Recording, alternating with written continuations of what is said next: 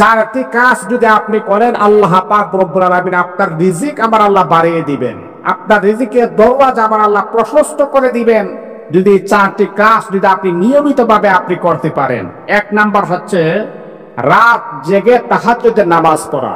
রাতের বেলা সবাই ঘুমিয়ে থাকবে, ওই সময় আপনি তাহাজ্জুদের নামাজ পড়বেন, একাকিত্বভাবে আল্লাহ পাকের কাছে আপনি চাইবেন, আল্লাহ পাক রিজিকের প্রশস্ততা বাড়ায় দিবেন। 2 নাম্বার হচ্ছে প্রতিদিন দান সাদকা করা, যতটুকু আপনি পারেন আপনার সাধ্য অনুযায়ী আপনি 1 টাকা 2 টাকা যতটুকু পারেন দান সাদকা করবেন।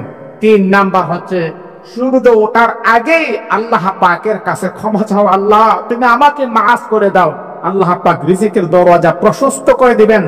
আর সর্বশেষ হচ্ছে 4 নাম্বার হচ্ছে দিনের শুরুতে ও শেষে আল্লাহর জিকির করা। আপনি শুরুতে ফজরের নামাজের পর একটু জিকির করলেন, আবার এশারের নামাজের পর একটু জিকির করলেন। আল্লাহ পাক রব্বুল আলামিন বলেন, এই 4টি কাজ যদি আমার কোনো বান্দা বান্দি করতে পারে, আমি আল্লাহ পাক রব্বুল আলামিন তার ঘরের ভিতর। হে আমার যুবক ভাইয়েরা শুনেন, যারা হস্তমেতন যারা করেন মনোযোগ দিয়ে শুনেন, একবার যে আপনি হস্তমেতন করতেছেন, মাস্টার বিষয় আপনি করতেছেন, আর যে বিরতিটা বের হচ্ছে, এই হস্তমেতনের দ্বারাতে আপনি 16 জন মহিলার সাথে সহবাস করতে পারবে। নাউযুবিল্লাহি মিন যালিক।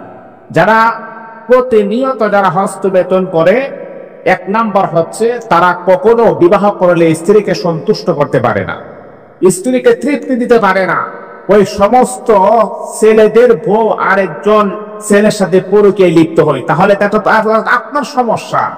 2 নাম্বার হচ্ছে যদি আপনি হস্তমেতন করেন, মাস্টার বেশন করেন, আপনার চেহারার থেকে নূর আমার আল্লাহ উঠায় নেবেন, চেহারার মাঝে কখনো নূর থাকবে না।